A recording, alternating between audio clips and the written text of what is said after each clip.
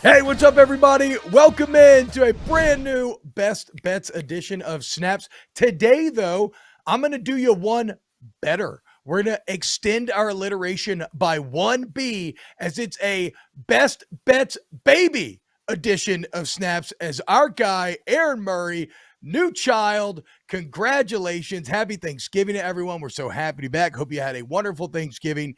Our guy, Aaron Murray, quite literally welcomed a new human being onto this planet we call Earth. It's the second time around that he's done it. Dad, how we feeling? How's mom feeling? How was Thanksgiving?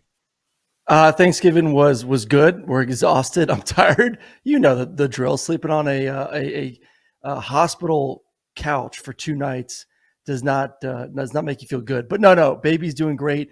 She's a hungry little girl. My goodness, she's gonna be thick like her brother. Her brother was an eater, and she's already eating her mama dry already. But mama's doing good. Okay. Baby's doing good. All is well. And Maddox, we actually just got home like 15 minutes ago. So this just shows the dedication to the boys and best bets. Maddox completely ignored her for the first 15 minutes. So we'll see if he warms up after his nap. He actually called her. He called her his cousin Tatum. I'm like, Maddox, is your baby cousin or your baby sister Miles? He looked at me and goes, no, that's Tatum. And then just went to, playing with his toys some more. But yeah, so I want everybody to appreciate that. We are getting Aaron 15 minutes home from the hospital right after the original meet cute of his two children. On. That's not, dude, if that's not dedication to the fellas and the snaps and to hand out these best bets, I don't know what is. Because Aaron's been really good at best bets this year, while who I guess I never introduced myself, T-Bob Hebert, pleasure, your team here on the Volume Sports YouTube channel, sub to the pod, like it, share with friends. Aaron is 20-16 on the year right now. I'm at 15-21. After climbing nearly back to 500, a 1-5 skid has seen the wheels completely come off. But like Ryan Brumley said right before the show started, it is rivalry week. And what do we do this week? We throw the records out the window, okay? I'm like Mississippi State in this thing. I'm about to prove that y'all have been judging me wrong all year long. I'm about to have a big rivalry week here. Aaron, with that in mind, since you are the leader in the clubhouse, I will let you start. What is your number one play of the weekend? Yeah, I want to get this over with. So for those who watched earlier in the week, I came begging, crawling, groveling on my hands and knees back to T-Bob, pleading to be back into the petite Trojan boys, promising that I would never, ever go against them ever again. And I'm not going against them. I'm not. They're going to win the game, but I am picking Notre Dame to cover the spread. Right now, Notre Dame getting 4.5 points, and Notre Dame is playing some of the best football of anyone in the country right now. And I want to go back to, first off, why I'm picking somewhat against USC, but not picking against USC. They gave up 45 points last week and had 4 turnovers. 45 points and had 4 turnovers. I'm still wrapping my brain around, like, how does that happen? How do you take the ball away 4 times but still give up 45 points? It's because your defense, as T-Bob has told us this entire year, is pitiful. But what about Notre Dame's offense? Notre Dame's offense hasn't been great. Let me just rack up the stats for Notre Dame, what they've been doing as of late. 44 points versus UNLV. Versus Syracuse on the road in the Dome, 41 points. Versus Clemson against a very good Clemson defense, 35 points. Versus Navy, a team that wants to slow the game down, run the triple option. Doesn't matter. 35 points. Last week versus Boston College, 44 points. So not only is Notre Dame playing great on defense, one of the top 20 defenses in the country, but now all of a sudden they're figuring things out on offense. They're dominating the line of scrimmage. And this goes back to what has T-Bob told us all year about USC. They're small. They're not physical. You can beat them up front. And that is what Notre Dame is going to do. They're going to shorten this game up. They're going to play great defenses, the best defense that USC is going to face all year long. And then they're going to run the football as well. And how do you win games on the road? You run and you play defense. And Notre Dame does both those things. So while I don't think Notre Dame wins the game, I think Caleb Williams is just too good. He's too special. And when it's nut crunching time, there's no one in the country I'd rather have the football than him. I think Notre Dame's going to make this a close football game, a field goal type football game, and give me Notre Dame in the 4.5 points. And I apologize, T-Bob. I'm still a petite Trojan boy. I'm still a petite Trojan boy. I'm just trying to make our viewers some money. Now is some classic want to have your Thanksgiving pie and eat it too. Okay. Are you in or are you out? Because you're doing a lot of heavy lifting with this idea of USC is going to win, but it's just going to be within 4.5. But objectively, I do see what you're talking about.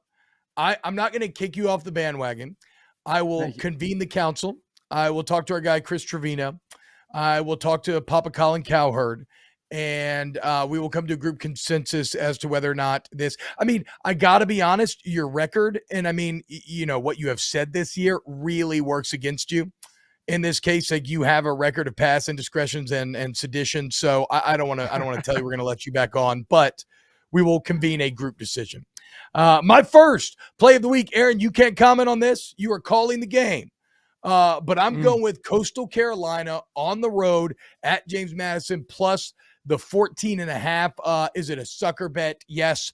Am I betting it simply because I like Jamie Chadwell? Yes, absolutely. I have no great reason for this. In fact, James Madison has been one of the best cover teams in the entire country all year long. This is probably why I'm so bad at best bets. Sometimes these things just jump out to me and I can't help but dive headfirst into them. And if I say Coastal Carolina getting 14.5, a team that dominated the Sun Belt going like 10-2, 11-1 every single year, hell yeah, I'm taking Chadwell and company. Also, I was convinced for a few hours there that Jamie Chadwell was going to be the next head coach of Ole Miss, and I was getting really excited to see how that would go.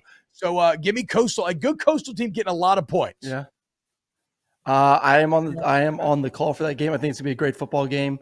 A little bit surprised too by the spread there, but man, James Madison's good and they're good up front. That front four is dominant.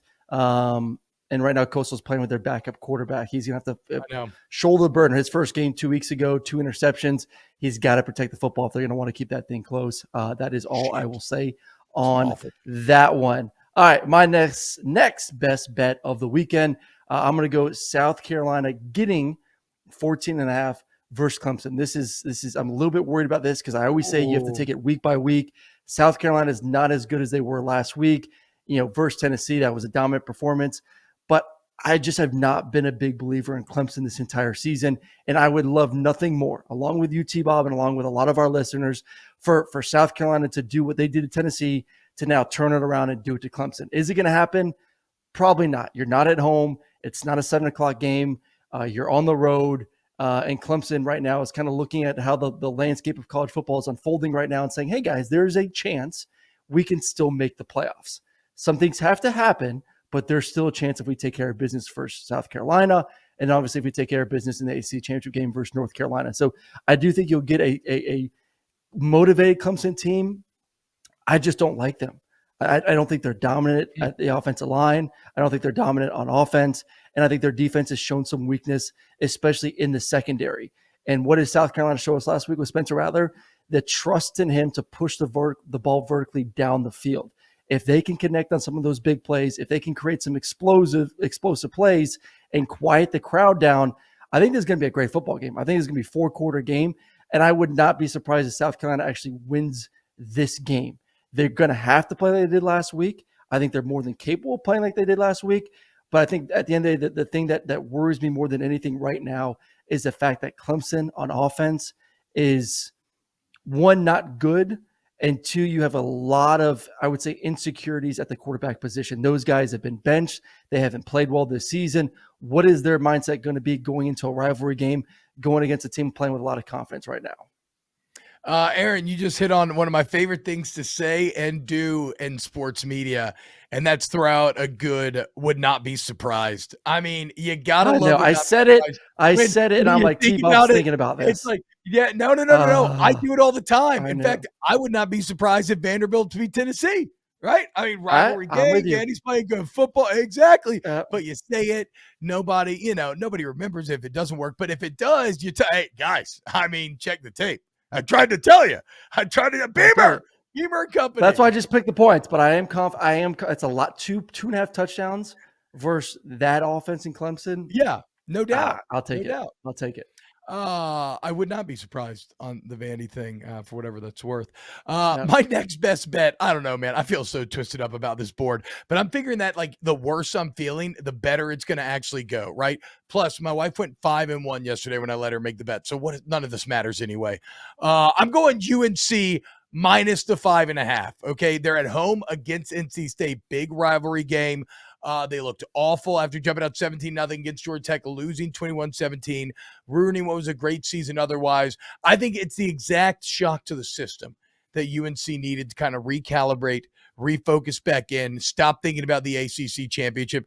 And I'm also taking this as a final fading of a team that I hate, that I got worn down on, because I continued to decry NC State throughout the offseason, only finally to get talked down, and I ended up like picking them to win the ACC like a sucker when I freaking knew it. And it's been since week 1 against ECU. You could see it. This NC State team was always going to disappoint you, and they've got one final disappointment left in that tank, and it comes at the hands of Drake May and UNC. All right, my last best bet of the weekend. God, I need to go back and just count up my win total for unders, because when I'm feeling unders, I feel them in my bones, and that's why I saved it for my last one. So for those who stayed through to the entire show, you're going to feel this fury right now and juice. Auburn, Alabama, Auburn at Alabama, 49.5 points. Take the under. What does Auburn do? All they do is run the football. That's all they can do. That's it. Plain and simple. There's no threat of throwing the ball. What does Alabama do? Well, on defense, they stop the run. They're number 2 in the SEC behind Georgia and stopping the run. Yes, their DBs have had some issues this year, but Robbie Ashford ain't going to scare anyone unless he's on the pitch playing for Team USA in this afternoon's game as we're recording this right now. So I think Alabama's defense is going to have their day. They're at home. And just as I talked about Clemson has a more of a clear path, and I kind of laid this out on social media the other day, Alabama's not completely out of this playoff scenario. There's some things that could happen this weekend that could get them somewhat alive to possibly jump in there and be one of the top 4 teams in the country. So, obviously rivalry game, they hate each other. There's that at home.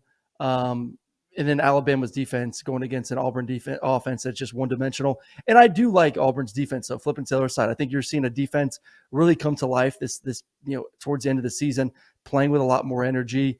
And same thing as I talked about Auburn's offense having some struggles. We've seen the struggles for Alabama in their offense this year too. So I think Alabama wins. If you want to talk about the spread, I think Alabama's getting 22.5 points right now. I would lean towards Alabama, but definitely trust me when I tell you the under. I think this game is going to be like a 31-10 type football game. Do you need a therapist or anything to talk about your fear of Alabama? As I see you panic tweeting about the new CFP rankings and Alabama's 7 and they have a clear path back to the playoff and I don't want to have to play them. Are you okay? Is Papa Nick still in your head? I mean, I get it. Y'all didn't kick their ass this year like, the LSU Tigers did. So I have no fear of a foe already vanquished. I understand the 2-point conversion's a real ass whooping right there. Wow. Real ass whooping. The 2-point conversion dude. At home, night game in Baton Rouge. That's an ass whooping, though. That's an ass whooping. Hey, put it on the shirt. Every risk is risky, and a win's a win. Okay, that's fucking basic knowledge right there, my friend. And you can say that risk for Brian Kelly was super risky, and the win was an incredible win. Yes, exactly. Right there. Brian Kelly literally accepted both of our Snaps main sayings in order to beat Alabama. Okay, my last pick of the day. Look, so I was down to 2 here. I liked Tennessee minus 13.5 at Vanderbilt. Kind of bounced back. I mean, the 13.5 was just really tempting me, just thinking all they have to win is by 2 touchdowns, not 14.5. And then I like LSU minus 9.5 against A&M. And what ended up kind of shifting me. Now they're both on the road. LSU going into a demonstrably harder environment than Vanderbilt is, obviously. Both the rivalry games, both should have a lot of juice in the crowd. The only thing holding me back on Tennessee is the quarterback factor. And Vanderbilt. Vanderbilt's playing good football right now, legitimately. Tennessee's trying to work in a new quarterback in Milton, and though he looked really good in the very limited window, which we saw him a couple weeks ago, I like how LSU locked in and Jane Daniels bounced back. And when I think about the form of Vanderbilt right now versus the form of A&M, and make no mistake, we're some of the two worst teams in the SEC. It's fact. It's not opinion. That is fact. When I look at the form of the two teams, A&M appears, again, demonstrably worse. So I'm rolling with LSU minus 9.5. Brian Kelly and Jane Daniels looking to put a little exclamation point on this incredible season. You're not worried about the look ahead. You're playing A&M, not a great football team. Focus is on Georgia in the SEC championship game. That you think they come out focused. Yes. But then again, I said here all Arkansas week and tried to philosophize away that game being a trap game, and KJ Jefferson didn't even play, and it still ended at 3. All right. So hey, listen, Arkansas is playing good maybe football. I end up being wrong here. Arkansas is playing good football. If we do get this out ahead of time, our excellent producer Brum made me not pick a Friday game, but I am feeling Arkansas minus 3.5 right now at Missouri. So I don't know when this is coming out, but hopefully if it's in the future, I look like a genius and not an idiot. So fingers crossed. Yeah. Also, there's an Iowa-Nebraska game that's going to be played. So just bet the under. Don't even look at the number. I don't think it matters. Let's just bet the under this afternoon and prepare to make some money. Even though it's going to be nice weather, which is a bit surprising. Well, Aaron, I'm going to go let you be with your brand new family. Thank you so much for making the time. Thank you to FanDuel Sportsbook app, promo code SNAPS. That's promo code SNAPS. Get you all kinds of incredible sign-up deals all the time. Huge thank you to Ryan Brumley, Pat Gunner, Paul Farrington. Huge thank you to everybody who worked yesterday to help society function and everybody get what they needed to, have a great Thanksgiving. And we love you all very much. Very thankful for you. And coming up on Saturday, I will be doing a recap show, maybe with Aaron checking in after Ohio State, Michigan, and then I'll be having to work late night doing LSU stuff. So Aaron's going to bring in the late night. Maybe I can check in there depending on timing. Aaron, enjoy the family and have an excellent call on Saturday. See if you can't maybe cheat a little bit to help Coastal Carolina cover for your boy. I got you, buddy. I got you. It's like trip their starting quarterback or something before the game. All right, y'all have a great holiday season, and we cannot wait to recap rivalry week all next week with you here on Snaps.